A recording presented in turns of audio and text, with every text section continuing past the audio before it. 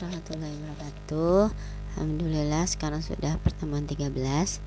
Mohon maaf ini suaranya agak bindeng karena flu, jadi suara saya tidak terlalu besar ya. Pertemuan 13 ini semoga kalian selalu sehat dan dalam lindungan Allah.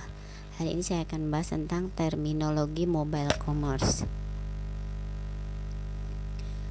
Nah, mobile commerce ini selain pembelian dan penjualan barang dan jasa, tetapi perdagangan internet ini termasuk pembayaran melalui smartphone, lalu juga dapat transfer pemilikan dan hak penggunaan dan memulai transaksi bisnis. Itu fungsinya mobile commerce. Nah, pengembangan mobile commerce, perdagangan, yang pertama perdagangan, lalu semakin banyak orang menggunakan ponsel cerdas, menggunakan internet, sehingga membuat si perusahaan berlomba-lomba untuk membuat handphone atau ponsel cerdas dengan smartphone dan tablet yang lebih mudah menu-menunya. Persyaratan mobile commerce harus terhubung ke internet dan jaringan seluler. Jadi koneksinya harus baik ya, baik maupun seluler ataupun WLAN. Standar komunikasinya ada GPRS, HUMTS, ASP, dan LTE. Itu adalah persyaratan mobile commerce. Komponen mobile commerce adalah periklanan seluler. Jadi biasanya kalau kita belanja di Shopee, Tokopedia atau apapun itu pasti ada iklan-iklannya. Lalu juga pembayaran seluler. Nah, ini pembayaran melalui ponsel cerdas atau tablet ketika kita belanja online. Terminologi m-commerce. Terminologi ini maksudnya bahasa-bahasa di dalam mobile commerce yang kalian mungkin belum paham. Ada namanya GPS atau Global Positioning System. Ini adalah berbasis satelit untuk mengetahui lokasi dan tempat yang tidak kita ketahui. Itu fungsinya GPS. Manfaat GPS yang pertama, pelacak kendaraan. Nah, banyak kejahatan kriminal pencurian kendaraan. GPS bisa melacak kendaraan. Yang kedua, mantau gempa dan bencana. Prediksi kemungkinan adanya gempa. Nah, bisa memantau tanah dan pergerakannya. Yang ketiga adalah sistem informasi geografis wilayah. Pengukuran jarak pada wilayah tertentu. Lalu data-data yang berhubungan dengan geografis kita juga akan mendapatkannya. Yang keempat yaitu navigasi jalan. Nah, kalau kita mau mempunyai arah tujuannya kemana, itu ada navigasi atau mapping ya. Kita map kira-kira jalan mana saja yang kita tempuh, misalkan dari Cengkareng ke Kalideres. Digunakan dalam bidang militer. Nah, bidang militer ini manfaatnya sangat besar. Memantau kondisi dan letak musuh dalam perang. Jadi nanti akan kelihatan letak musuhnya ada di mana. Ada namanya PDA atau Personal Digital Assistant di komputer wireless genggam. Ini adalah alat gadget yang seperti PC tapi ukurannya kecil dan bisa dibawa kemana-mana.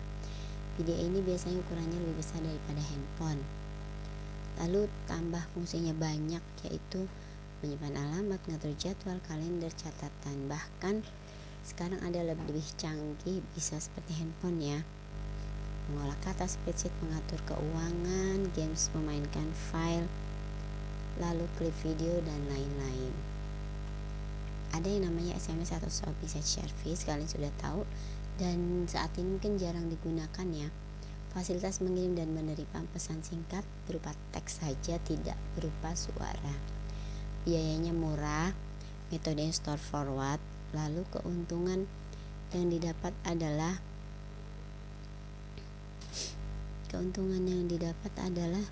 pada saat teleponnya tidak dapat dijangkau atau tidak aktif, maka kita bisa SMS.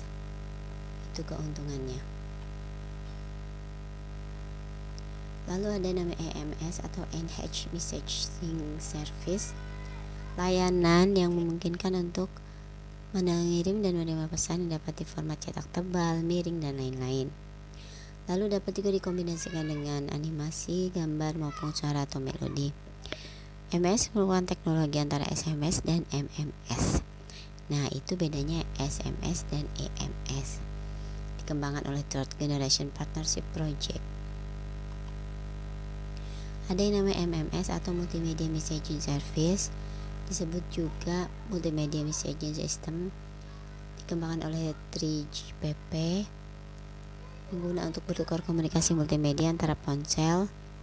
Lalu juga MMS, cara mengirim dan menerima semua pesan instan, pesan nirkabel berupa gambar, audio, klip video selain teks. Jadi MMS ini adalah selain teks. Kalau yang tadi IMS itu campuran ya. Lalu MMS ini akan dikembangkan dalam 2 fase terpisah. Mirip dengan presentasi PowerPoint singkat. Nah, ada PowerPointnya MMS ini ya. Oh iya, di sini ada sedikit. MS memiliki kemampuan lebih dari SMS, tapi lebih sedikit dari MMS. Tidak seperti MMS, EMS tidak memerlukan peningkatan infrastruktur jaringan. Tidak seperti SMS dan EMS, ukuran pesan MMS tidak terbatas. Meskipun penyedia layanan cenderung menerapkan batasan ukuran pesan. Jadi yang paling bagus ini adalah MMS. WAP atau Wireless Application Protocol, spesifikasi untuk seperangkat protokol komunikasi untuk seperti telepon seluler dan transceiver radio. Digunakan untuk akses internet, email, wide web, newsgroup, dan olah pesan cepat. Nah, di masa depan perangkat menggunakan beroperasi secara selaras. Lapisan WAP ada WAE, WSL, WTRS, dan WTP. Lalu WAP ini disusun oleh 4 perusahaan, yaitu Ericsson, Motorola, Nokia, dan Unwired Planet. Lalu ada pendekatan lain untuk standar industri selain WAP, termasuk iMode. Nah, ini dia nih pendekatan. Ini jenis-jenis tipe WAP ada lumayan banyak. Yang sering kita tahu adalah SMS ya. Smartphone memungkinkan berinternet dengan aplikasi yang sudah terpasang, makanya ada WAP. Nilai tambah atribut m-commerce adalah ubiquitas, informasi lebih cepat secara real time, lalu nyaman untuk simpan data, koneksi internet, lalu instant connectivity, dapat koneksi dengan instan, personalization. Nah, ini sesuai dengan privacy dan localization, dimana lokasi pemakai. Infrastrukturnya adalah hardware, itu ada telepon seluler, PDA attachable keyboard, directive pagers. Alat lainnya seperti notebook, handheld, dan smartpad. Ini untuk hardware yang digunakan di m-commerce. Lalu software ada micro browser, mobile client operating system, bluetooth, tampilan lain, backend application, dan wireless middleware. Software dan media transmisi ada microwave, satelit, bluetooth, radio, dan teknologi radio seluler. Itu semua yang ada di m-commerce.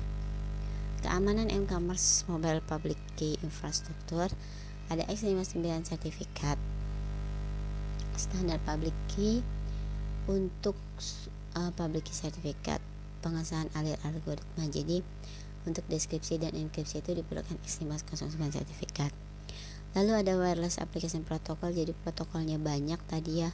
Untuk WAP tadi kan sudah disebutkan, yaitu beberapa protokol agar nanti hacker dan cracker itu tidak mudah untuk menembus dan mengambil data-data si pelanggan m-commerce, dan tidak boleh mengobrak-abrik untuk data-datanya, terutama saldo dan mengambil alamat, nomor telepon, dan lain-lain.